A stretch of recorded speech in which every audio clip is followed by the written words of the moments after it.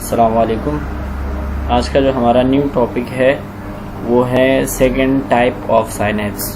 तो पहले टाइप में हमने पढ़ा था केमिकल साइनेप्स और दूसरे में है ये इलेक्ट्रिकल साइनेप्स। तो ये जो डायग्राम आप लोगों को दिख रहा है ये है इलेक्ट्रिकल साइनेप्स का डायग्राम।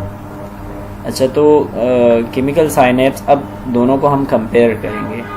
तो केमिकल साइनेप्स में हमने पढ़ा था कि उस प्री साइनेप्टिक टर्मिनल में, जो कि प्री साइनेप्टिक टर्मिनल हमने उस न्यूरॉन के एंड को कहा था जहाँ से न्यूरोट्रांसमीटर आ रहा था और जिसको पास होना था, सही है। तो उसको हमने प्री साइनेप्टिक टर्मिनल कहा था।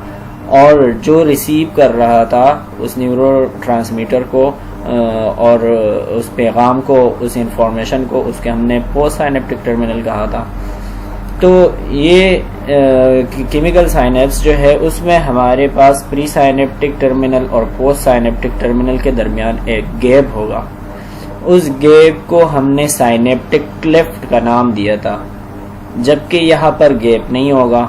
यहाँ पर ये दोनों साइनेप्टिक टर्मिनल एक दूसरे के साथ एक जंक्शन के थ्रू ऐड हुए होंगे, अटैच हुए होंगे, जिसको हम कहते हैं गैप जंक्शन चैनल्स। ये वही चैनल्स है जिसके थ्रू हमारे पास हमारे पास सोडियम अंदर आता था एक्शन पोटेंशियल जनरेट करने के लिए। तो यहाँ पर सेम प्रोसेस यहाँ होता है, लेकिन यहाँ पर कोई न्यूरोट्रांसमीटर नहीं होता। अच्छा, अगर अब डिफरेंस पूछा जाए, क्योंकि एग्जाम में अक्सर डिफरेंस भी आता है, तो चांसेस है कि केमिकल साइनेप्स और इलेक्ट्रिकल साइनेप्स में डिफरेंस क्या है। तो उसमें डिफरेंस यही है कि वह जो है बीच में एक स्पेस है जिसको हम क्या कहते हैं, पोस्ट और प्री साइनेप्टिक टर्मिनल के बीच में एक स्पेस है जिसको हम कहते हैं साइनेप्टिक क्लेफ्ट, जबकि यहाँ पर कोई स्पेस नहीं है और प्री और पोस्ट साइनेप्टिक टर्मिनल एक दूसरे के साथ चैनल्स के थ्रू अटैच हुए जिसको हम कहते हैं गैप जंक्शंस। एक डिफरेंस ये हो गया, सही है। इस तरह वहां पर जो है दो मेन पॉइंट्स ये है, वहां पर जो है न्यूरोट्रांसमीटर्स यूज होते थे जिसको हमने केमिकल का नाम दिया था।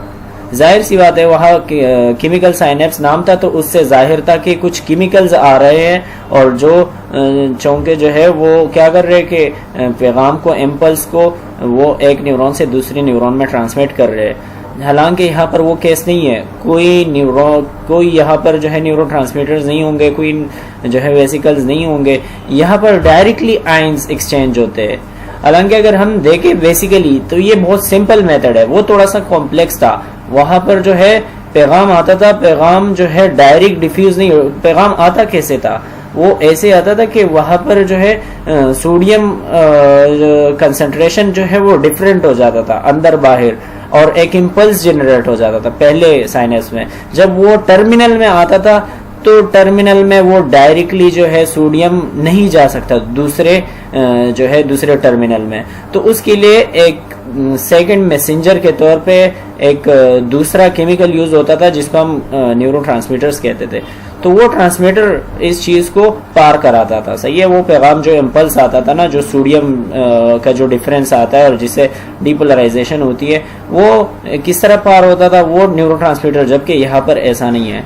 यहाँ पर ये होगा कि वो जो सोडियम या कैल्शियम की वजह से जो अंदर डिफरेंस आता है इलेक्ट्रिक पोटेंशियल का, तो वो डायरेक्टली डिफ्यूज होगा। यहाँ से सोडियम यहाँ डायरेक्टली आ जाएंगे, सही है, या यहाँ से अगर यहाँ से गुजरना हो तो ऊपर चले जाएंगे। तो डायरेक्टली जो है आयंस एक्सचेंज हो रहे हैं, जबकि केमिकल साइनेप्स में ऐसा नहीं था। वहां पर केमिकल्स के थ्रू कुछ चेंजेस होते थे, थोड़ा सा लेंथी प्रोसेस था, जिसके थ्रू जो है क्या होता था कि जो हमारे पास इम्पल्स होता था वो ट्रांसमिट हो जाता था, सही है। तो ये दो बेहतरीन डिफरेंस है, अक्सर एग्जाम में आता भी है, इसी तरह का डिफरेंस होता है। तो अगर ये 2 या 3 पॉइंट बंदे लिख ले तो फुल मार्क्स मिल जाते हैं।